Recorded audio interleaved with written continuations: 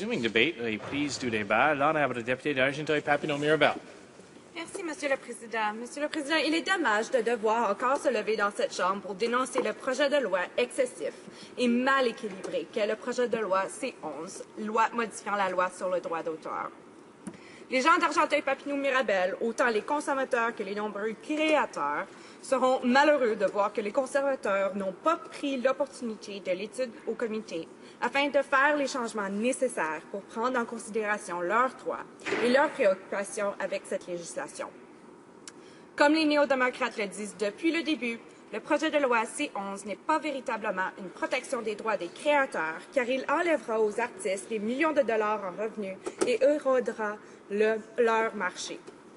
Nous ne sommes pas les seuls à le dire. C'est plus de 80 organisations du domaine des arts et de la culture qui nous disent que ce projet de loi est, et je cite, toxique pour l'économie numérique du Canada. Entre autres, la Société du droit de reproduction des auteurs, compositeurs et éditeurs au Canada affirme que, et je cite encore, l'équilibre nécessaire entre l'intérêt des créateurs et celui des consommateurs et des utilisations est complètement absente. Les citoyens de ma circonscription sont inquiets et préoccupés par ce projet de loi. J'ai reçu une centaine de courriers et d'appels de citoyens et de citoyennes qui ne font tout simplement pas confiance à ce projet de loi ni à ce gouvernement. À ces citoyens préoccupés, je répondais que bien que des changements à la loi soient nécessaires, ceux qui sont prévus dans le projet de loi C-11 sont nuisibles pour les artistes, les enseignants et les consommateurs. Ce dont nous avons besoin, c'est de changements législatifs qui s'assurent que les redevances des artistes soient protégées, tout en s'assurant de ne pas nuire à l'éducation à distance et de ne pas exposer les jeunes à des amendes injustes et coûteuses. Voilà ce que les gens de ma circonscription, ce que les Québécois, ce que tous les Canadiens veulent. Dans les mots d'un citoyen de ma circonscription, de la municipalité de Lac-Simon, je cite, « Un gros merci pour votre travail, Mylène. Le dossier des droits d'auteur me touche de près et je suis tout à fait d'accord à son renouvellement. Mais je n'ai pas confiance au gouvernement majoritaire en place. » Et voilà en peu de mots le problème de ce gouvernement. Sa majorité lui monte à la tête et empêche toute discussion intelligente. Un projet de loi modernisant les droits d'auteur est nécessaire. L'opposition veut discuter et travailler de façon constructive avec le gouvernement, mais malheureusement, la réponse de celui-ci est un bâillon, une limitation de débat, et au final, des mesures qui n'amélioreront rien à la situation pour les artistes et les consommateurs. Le manque de nuance et de discernement de ce gouvernement se retrouve illustré parfaitement dans une mesure de ce projet de loi. Le projet de loi C-11 propose d'empêcher d'utiliser le contenu pour lequel les gens ont payé et donc pour lesquels ils ont le droit d'utiliser. Par exemple, si on suit un cours à distance, 30 jours après la fin de ce cours, on a l'obligation de détruire les notes de cours. C'est absurde et c'est abusif. Qu'arrive-t-il si on a un autre cours et on vous demande d'utiliser les notions de ce cours? Qu'arrive-t-il si vous échouez ce cours et vous devez le reprendre? C'est vraiment absurde et abusif, Madame la Présidente. Un autre exemple d'improvisation, la seule mesure de protection dont peuvent se prémunir les propriétaires du contenu, ce qui trouve souvent à ne pas être les créateurs eux-mêmes, c'est la mise sous verrou de leurs œuvres, ce qui nuira fortement aux consommateurs, mais ne plaît non plus aux titulaires des droits, car ils profitent souvent seulement aux grandes compagnies. Donc, ce projet de loi n'est pas adéquat, non plus pour les consommateurs. Madame la Présidente, parce que les verrous numériques transforment les utilisateurs canadiens qui ont le droit d'accéder à ces œuvres en criminalisant le fait de contourner des verrous numériques, et ce, peu importe la raison, même pour des fins légales. Ce projet de loi, en somme, donne des droits aux consommateurs d'une main et les enlève de l'autre avec le verrou numérique. Une autre inepte de ce projet de loi est plus technique, mais permet de voir l'improvisation dont fait preuve ce gouvernement.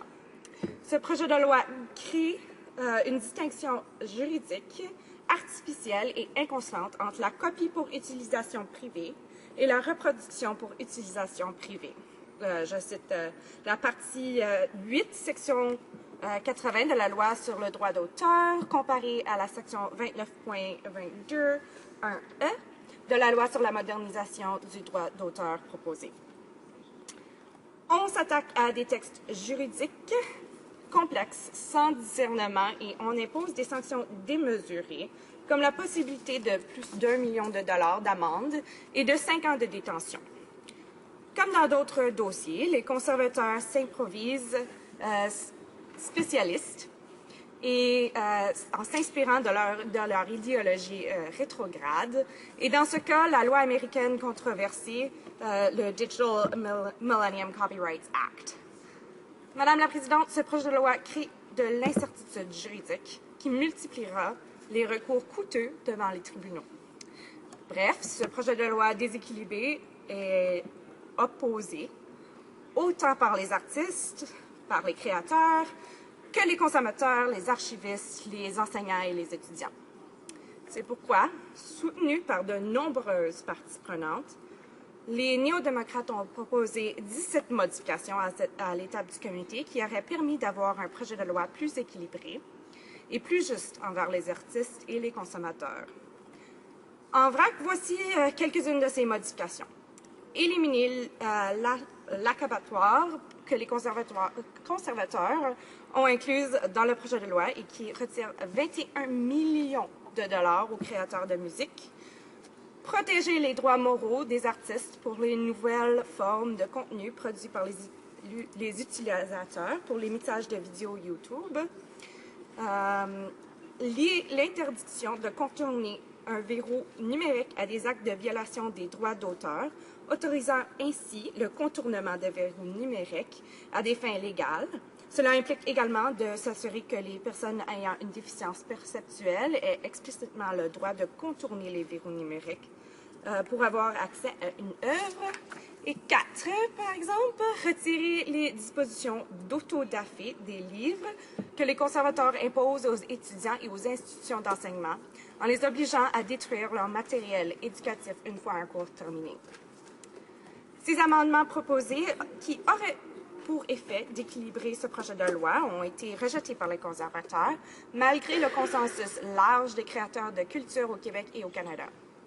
Au lieu de protéger les créateurs en protégeant leurs droits et de s'assurer qu'ils soient rémunérés pour leur travail, au lieu de protéger le public canadien et québécois en assurant leur accès au contenu, ce projet de loi vise à protéger les intérêts étrangers.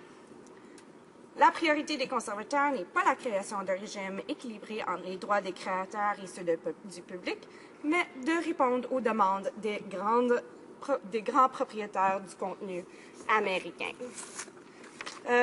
Si c'était réellement la volonté des conservateurs, Madame la Présidente, ils auraient écouté les témoins en comité. La mémoire de l'Association des collèges communautaires du Canada condamne clairement le verrou numérique et, je cite, « La modification relative aux serrures numériques va en réalité limiter gravement la façon dont il est possible d'avoir accès à l'information numérique et de l'utiliser. » En pratique, cela veut dire que les établissements d'enseignement, les enseignants et les étudiants perdront leurs droits, que leur accorde des dispositions relatives à l'utilisation équitable, les exceptions visant les établissements d'enseignement et les bibliothèques, ainsi que les autres droits accordés aux utilisateurs par les règles en matière de droit d'auteur lorsqu'il s'agit de reproduire, d'exécuter ou partager par voie électronique une œuvre numérique qui est protégée par une mesure technique.